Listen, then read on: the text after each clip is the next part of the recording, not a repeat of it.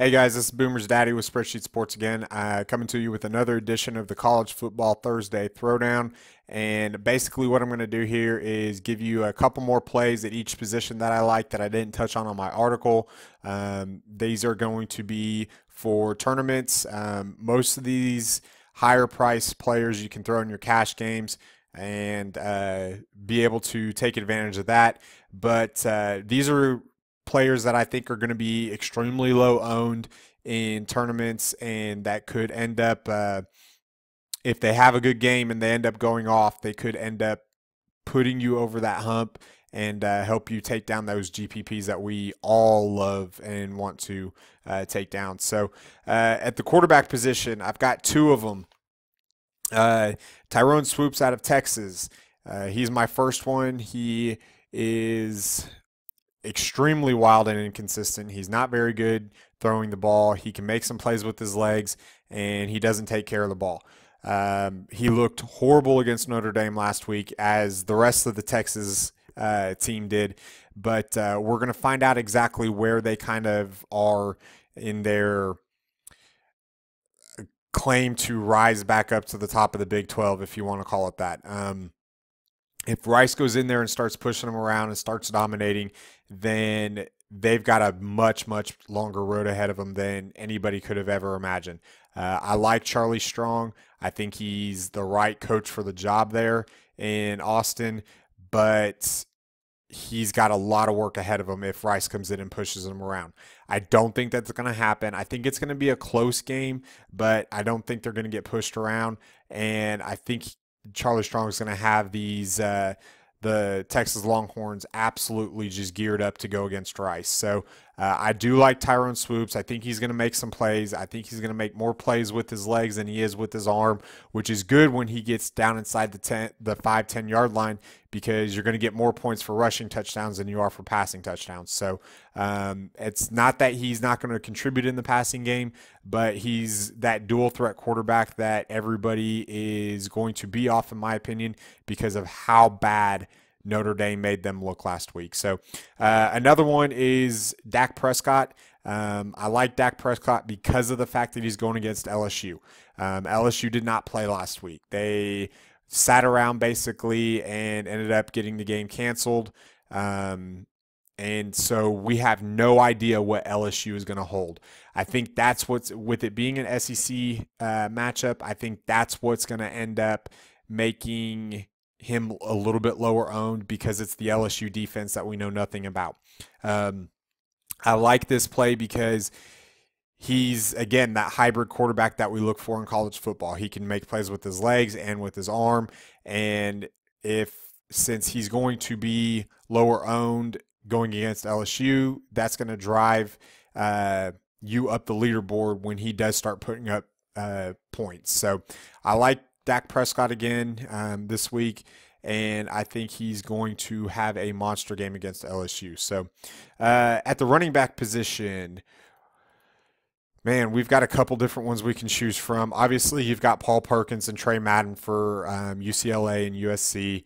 I like Royce Freeman for Oregon, but he's going against a Michigan State defense that I think could be one of the top 5 in the country when it's all said and done. So obviously you saw me tout up Leonard Fournette for LSU going against that Mississippi State defense.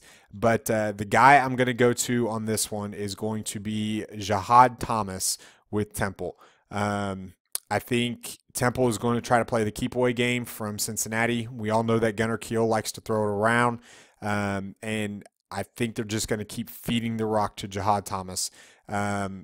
He's hopefully, if they can keep producing first downs, then I think he's just going to have a monster game. I like him for cash games as a value play. I really like him for GPPs because I think he's going to go extremely low owned.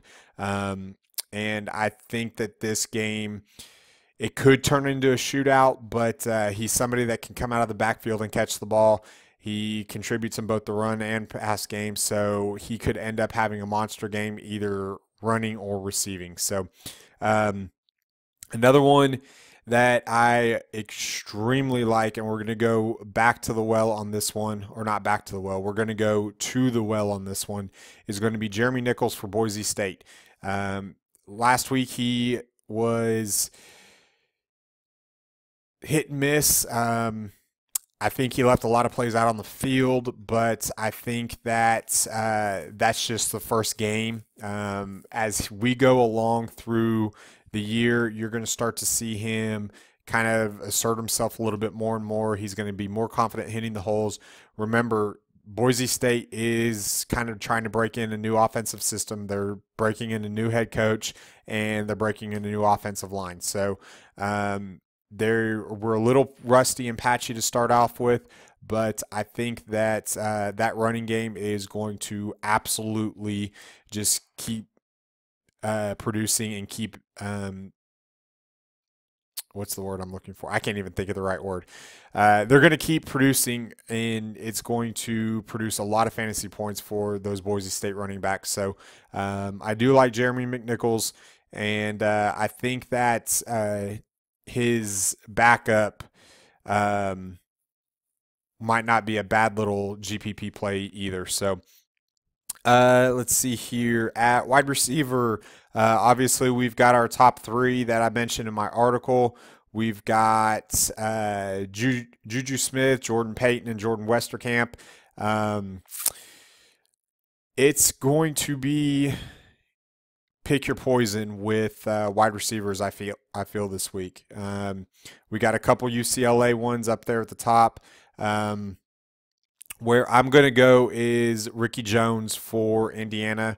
I think when you pair him up with Nate Sudfeld, it's going to be a match made in heaven. Obviously, we know that Dane Evans put up over 400 yards last week against Florida International, and Kevin Lucas had almost 200 yards, and Kearis Garrett almost had 150. So there's going to be some points to be had for this Indiana offense in this wide receiver core, and I think that Ricky Jones is going to be a good place to start. Another place I want to go is the Cincinnati wide receivers. I'm not going to single one out because Gunnar Kiel chucks it all over the field, but the combination is going to be nice. You've got Johnny Holton there. You've got Shaq Washington. You've got Chris Moore. They're all capable of producing big games, and you never quite know exactly who it's going to be. If you could only fit one in, obviously you're going to go with Shaq Washington to start out just because he's Gunnar Kiel's favorite target. But they've all got big playability, and they've all got the capabilities of scoring touchdowns. So I would not be surprised if Gunnar Kiel goes for 400 yards and 4 touchdowns in this game.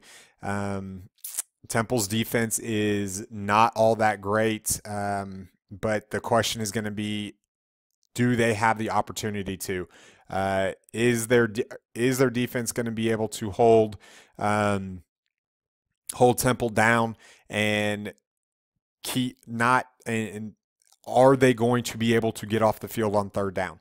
I don't think they can. I don't think they will, but that doesn't mean that Gunnar Kiel won't get his points and won't put up his numbers. So one more to go through. I do like for BYU, Mitch Matthews.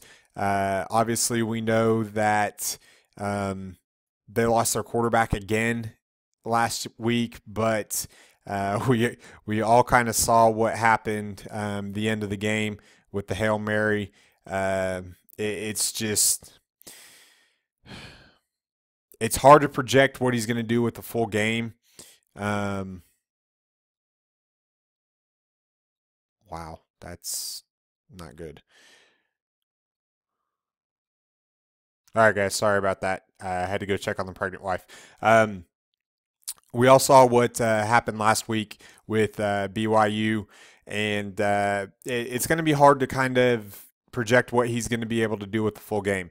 It might take a couple series in order to get into the flow of things, but BYU puts up points and they're not afraid to check it. So they'll try to stay balanced, but that game is going to end up being a very, very good game and very productive game for fantasy purposes.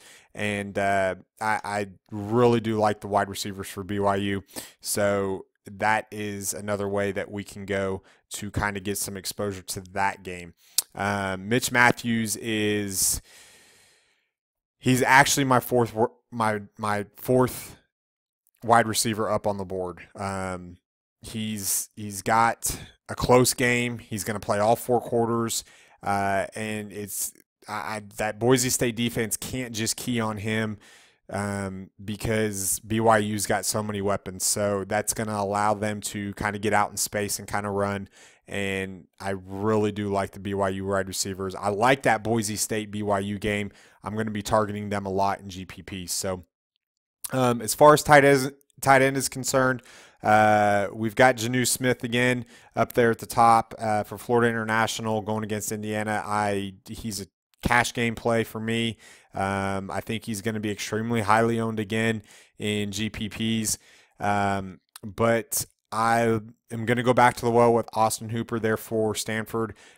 He absolutely did nothing, just like the rest of the Stanford offense last week against Northwestern. But this week going up against Central Florida. Central Florida's not bad, but they're not great either. They're not who they used to be with Blake Bortles there, but they are not going to be able to hold down the Stanford offense for too long. So we've seen it time and time again with Stanford tight ends. They utilize them a lot. They split them out wide. We've seen what happens there with Kobe Fleener and Andrew Luck before. I don't have a problem going back to the well there. And with him being $3,300 on FanDuel, I know he's close to min price on DraftKings. There is a lot of value to be had there. So another one I like is going to be Deion Watson again for Idaho. Idaho's going to have to throw the ball.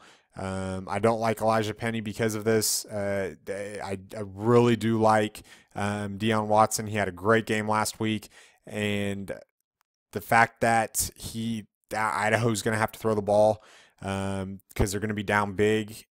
I think there could be a lot of garbage time in this game that we can capitalize off of, and at an extremely low ownership percentage. So, guys, want to thank you again for everything you guys do. All the feedback that we've got is great. It's been crazy trying to get back into the swing of football, both college and NFL. We got a huge NFL weekend we got a huge NFL slate this weekend, obviously. Huge college football slate this Saturday, obviously. So if you have any questions or anything, don't be afraid to ask. The Google Plus community page. Twitter is obviously another good way you can reach us. And you can leave a comment on the YouTube video as well. So if you like what I do, I appreciate it. If you don't like what I do, I'm trying to get better as we go. It's been it's still kind of weird talking to myself and not having anybody kind of to feed off of. So it's getting there. I'm feeling more comfortable with it, and hopefully by the end of hopefully here in a couple weeks, we will have everything kind of flowing a little bit smoother. So good luck to everybody this week, guys. Hope everybody has a great and profitable weekend. I will talk to you tomorrow or today, Friday, and we'll have some fun, and hopefully we'll make everybody some money. So for Spreadsheet Sports, I am Boomersdaddy. Goodbye.